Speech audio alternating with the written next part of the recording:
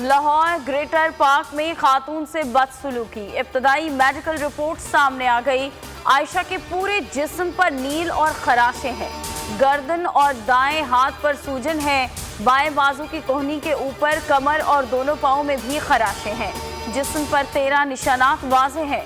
Case میں 30 مشکوک افراد زیر حراست کے لیے نادرہ کو بھیج دی۔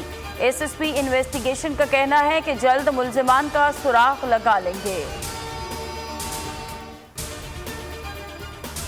کیا 2 اہلکار زخمی بھی ہوئے۔ گریٹر اقبال پارک میں خاتون سے بدسلوکی، تحقیقات میں مزید انکشافات سامنے آ گئے۔ ہجوم نے پارک کو بھی نقصانات پہنچایا۔ رنجیت سنگھ کا مجسمہ توڑنے والے ملزم کی ضمانت منظور، ضلع کچہری نے 50,000 روپے کے مچلقوں کے عوض رہا کرنے کا حکم دے دیا۔ ملزم رضوان کو جوڈیشل مجسٹریٹ حسن سرفراز چیمہ کے روبرو پیش کیا گیا۔ پولیس نے 14 روزہ جوڈیشل ریمانڈ پر جیل بھیجنے کی استدعا کی۔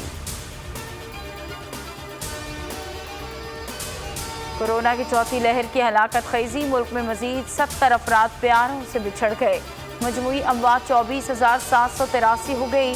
3,239 نئے کیسز رپورٹ ہوئے۔ مثبت کیسز کی شرح 6.2% رہی۔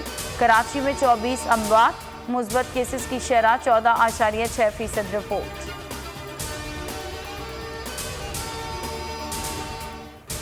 اقوام متحدہ کی سلامتی کونسل کا اجلاس، بھارت نے پاکستان کے ڈوزیئر پر غور سے روک دیا۔ بھارت دہشت گردی کا سب سے بڑا ریاستی اسپانسر ہے، پاکستان کے خلاف دہشت گردی کی منصوبہ بندی اور مالی مدد کر رہا ہے۔ کلبھوشن یادو اور اسٹاک ایکسچینج حملہ اس کا ثبوت ہے۔ داسو واقعے میں بھی بھارت ملوث ہے۔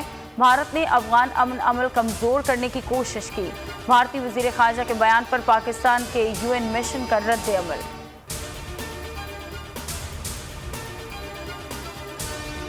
دنیا کے 2 اہم طاقتور ممالک کا طالبان کی جانب جھکاؤ، چین اور روس کا حمایت اور مدد کا عزم۔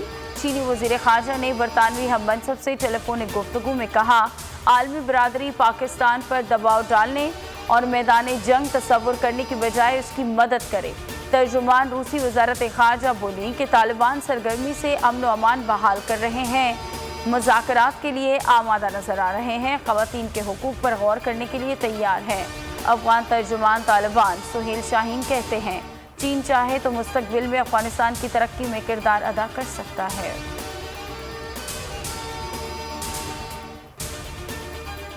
کابل سے شہریوں کے انخلاء میں پاکستانی اقدامات کو عالمی میڈیا پر سراہا جانے لگا۔ CNN رپورٹ کے مطابق Pakistan international air line Afghan باشندوں اور دیگر کو انخلاء میں مدد کر رہی ہے۔ ترجمان PIA کا کہنا ہے کہ پاکستانی ایئر لائن کی 2 خصوصی پروازیں آج مسافروں کو لے کر اسلام آباد پہنچیں گی۔ کئی مغربی ممالک بھی اپنے شہریوں کو کابل سے نکالنے کے لیے رابطے میں ہے۔ اقوام متحدہ نے بھی عملے کے انخلاء کے لیے درخواست کی ہے۔